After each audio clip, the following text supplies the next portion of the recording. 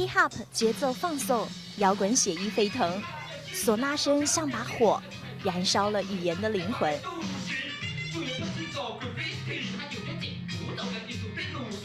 客语饶舌 PK 河洛语念歌，批时事反体制，听不听得懂不重要，今晚就跟着考秋琴乐团嗨到最高点。J Chen 乐团当中的 DJ， 年纪最小了，每天都有新想法丢出来和其他人激荡火花。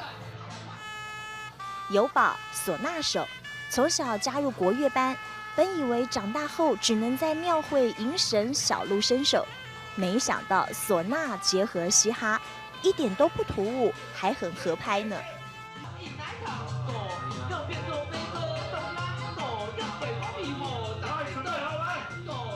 范江和 Fish 团体的核心人物，7年前就是他们俩决定组团的。他们坚持用自己的母语来创作，也让范江这个不会说客家话的客家孩子寻根学母语。我爷爷会跟我用客家话对谈，对，但是我不会讲客家话，我听得懂他说什么，但是我不会讲，只会讲一些很简单的单字而已。然后他就会跟我们说，你要去怎么讲？你要去学客家话。他说，你走得买天，总得买助攻烟。南北管客家八音、歌仔戏和嘻哈巧妙糅合在一起，年轻人从这里回头认识传统音乐和自己的语言。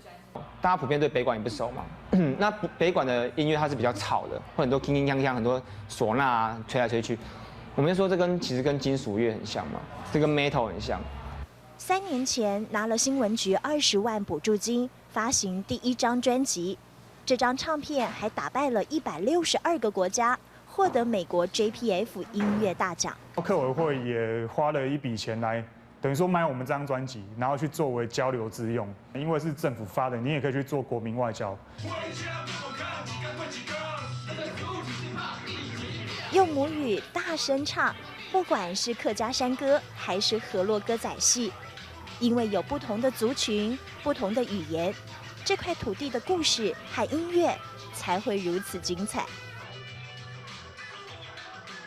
嘶吼声中有客家八音传承，南北管里有歌仔戏精髓。这一晚的嗨翻天，考秋琴的创意创新，清楚地触动了我的感动时刻。